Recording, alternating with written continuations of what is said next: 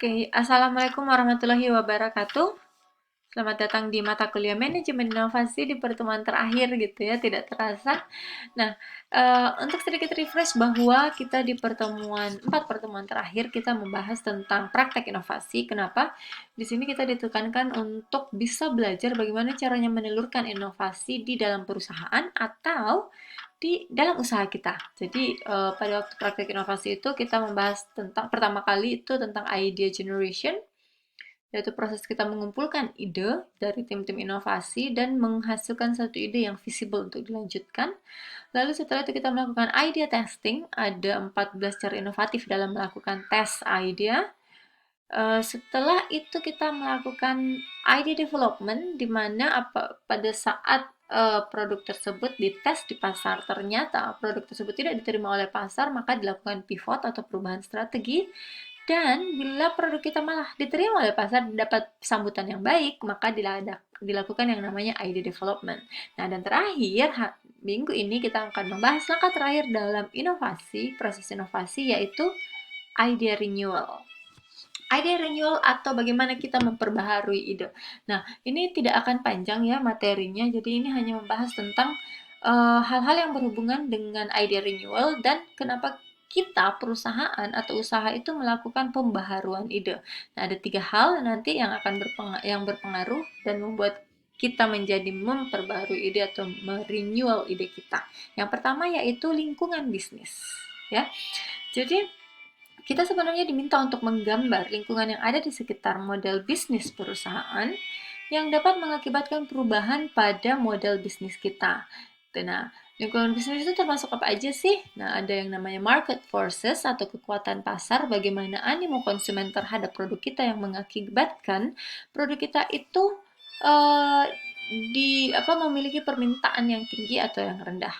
Ya, yang kedua ada key trend atau tren utama. Jadi tren utamanya terbagi dua juga. Jadi ada tren utama yang secara reguler, contohnya nih di setiap hari keagamaan, Idul Fitri, Idul Adha, Christmas, gitu ada beberapa produk itu yang pasti harganya melambung, gitu kan? Trennya selalu reguler seperti itu terjadi. Atau bisa juga yang kedua, tren utama itu terjadi karena adanya keinginan pasar, adanya perubahan lingkungan, ataupun sosial media yang bertanggung jawab dalam tanda kutip di situ untuk membuat tren-tren tertentu. Ketiga, industry forces. Industry forces ini hampir sama dengan market forces, tapi ini fokusnya ke industri. Dan yang keempat adalah macroeconomic forces atau faktor makroekonomi. Jadi hal-hal yang berada di luar perusahaan yang tidak bisa dikendalikan juga oleh perusahaan. Nah, itu ada lingkungan bisnis.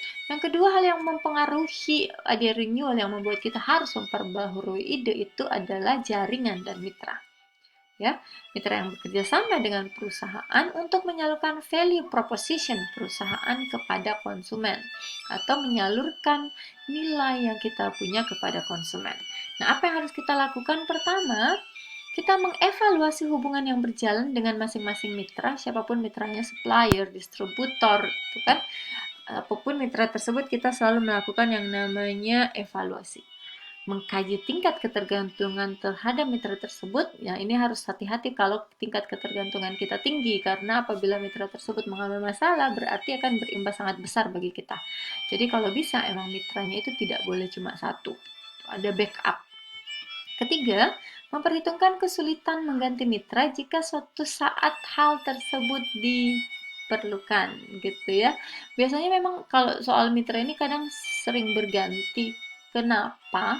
Biasanya karena terjadi ketidakcocokan, baik itu ketidakcocokan dalam operasional, dalam harga, dalam visi atau misi, itu bisa terjadi. Jadi apa sih kesulitan-kesulitan yang akan dihadapi jika kita mengganti mitra dan pindah ke mitra yang lain. Nah, dan yang ketiga dan yang terakhir yang harus diperhatikan dalam idea renewal terutama adalah kebutuhan pelanggan. Menjelaskan kebutuhan pelanggan apa yang dapat dipenuhi oleh produk atau jasa yang dimiliki perusahaan. Di sini ada 5 level ya. Kalau kita lihat dari kebutuhan pelanggan tersebut, ada 5 hal yang harus kalian jawab dan harus ditanyakan. Pertama, apakah ada perubahan dalam cara konsumen dalam memenuhi kebutuhannya? Kemungkinan yang dulunya caranya cuma konvensional, konsumen itu pergi ke pasar tradisional atau pasar modern, sekarang bisa dibantu dengan adanya aplikasi pemesanan gitu kan. Apakah kompetitor baru yang melayani kebutuhan pelanggan dengan lebih baik? Ada nggak sih?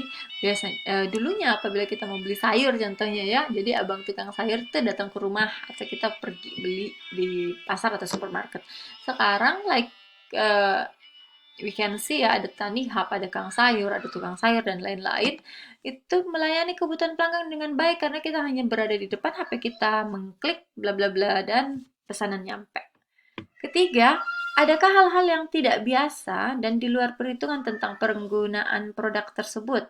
Maksudnya hal-hal yang tidak biasa ini bisa saja berhubungan dengan key trend yang tadi ya. Jadi penggunaan produk tiba-tiba menjadi lebih tinggi karena adanya tren-tren tertentu. Apakah setiap fitur dalam produk memiliki nilai tertentu bagi konsumen? Ini berhubungan dengan value proposition yang kita ciptakan untuk produk kita. Dan yang terakhir, fitur mana yang menghambat pemenuhan kebutuhan konsumen? Bisa jadi ada satu atau dua fitur yang ternyata tidak membantu tapi malah mempersulit konsumen. Bila ini terjadi, yang harus kita lakukan adalah mengeliminasi fitur tersebut. Oke, that's all. Ya kan? Singkat sekali materinya hari ini.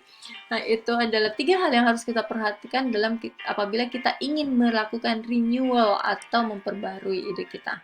Nah, ini merangkai kisah, nanti akan saya jelaskan di sini ya bagaimana um, kita ini adalah tugas sebenarnya, ini bagaimana kita sebagai perusahaan itu tidak hanya lagi untuk menyediakan produk atau jasa bagi konsumen, tapi harusnya lebih dari itu lagi sekarang. Sekarang itu adalah yang penting adalah customer engagement, customer journey, bagaimana perjalanan konsumen dari awal yang bukan menjadi konsumen kita, dari konsumen yang tidak tertarik menjadi konsumen yang loyal. Nah, merangkai kisah itu adalah salah satu cara dalam membuat idea renewal. Terima kasih teman-teman sudah mendengarkan materi yang sangat singkat ini. Kalau ada pertanyaan kita akan lanjut lagi di Zoom atau kalian bisa bertanya secara di WhatsApp atau email. Terima kasih sudah mendengarkan. Saya akhiri. Assalamualaikum warahmatullahi wabarakatuh.